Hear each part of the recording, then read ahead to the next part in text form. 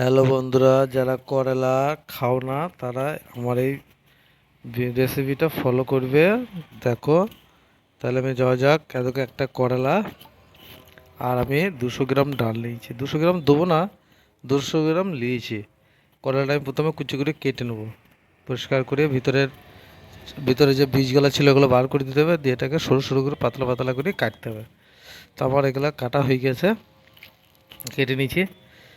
একটু হলুদ, পরিমাণ মতো লবণ দিয়ে এরপর আমি ভালো করে মাখিয়ে নেবো। প্রথমে মাখিয়ে রেখে 2-3 মিনিট রেখে দেওয়ার পরে জলটা ঝরে যাবে, ওটাকে ভেজে নেবো। হ্যাঁ, খুব সুন্দর করে মাখাইতে হবে, নাহলে জলটা বেরোবে না। মাখানো হয়ে গেছে, এবার আমি এটাকে কড়াই ভাজবো। মিডিয়ামভাবে ভাজলে হবে, খুব কড়া না করলেও হবে। বেশি কড়া করে লাভ নাই, যেন কাঁচা না থাকে। এগুলোটাকে ভালো করে ভেজে নেওয়ার পরে আমি এদিকে সাইড আবার ডাল বসিয়ে দিয়েছি। শুধু রসুন আর সর্ষের তেল দিয়েছি, এর মধ্যে অন্য কিছু দিইনি। রসুন সর্ষের তেল দিয়ে বসাইলেই হবে। করলা আমার প্রায় ভাজা হয়ে গিয়েছে। এবার আমি একটা পাত্রে সর্ষের তেল দেবো। ডালটাকে আমি ঘুটে নেবো। ডালটা আমার সিদ্ধ হয়ে গিয়েছে, ভালো করে ঘুটে নেওয়ার পরে এটা মানে গাঢ়া গাঢ়া হয়ে যাবে। দেখো কত সুন্দর সফট হয়েছে। পাতা পাতা থাকলে হবে না, কিন্তু পাতা পাতা থাকলে খেতে খুব একটা টেস্ট হবে না। হ্যাঁ, এবার আমি একটু তেল দেবো।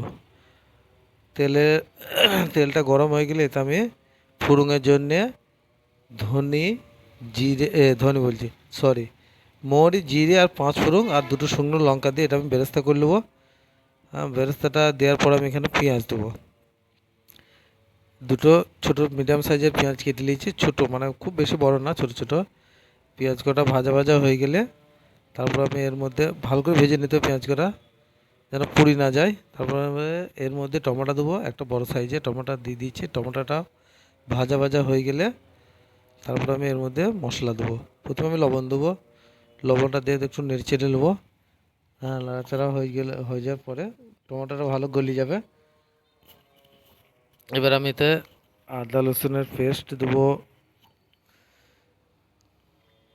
আদা রসুনের পেস্ট অল্প দিচ্ছি, ছোটো চামচের 1.5 চামচ, বেশি দিলে হবে না।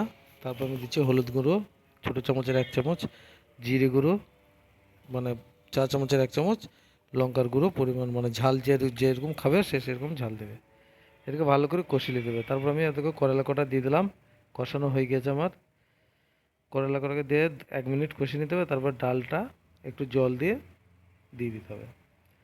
এটা ভালো করে ফুটবে। ফোটার সময় ধনের পাতা দিয়ে পরিমাণ মতো লবণটাকে চেক করে দেখো, এবার সেই স্বাদ। এটা রুটি, ভাত, তরকারি মানে ভাত রুটি যার সাথে খাবে তার সাথে খাওয়া যাবে। খুব সুন্দর। এইটা তোমরা একবার ট্রাই করো, বানিয়ে দেখো, অসাধারণ লাগবে। ভিডিওটা শেয়ার করে দেবে।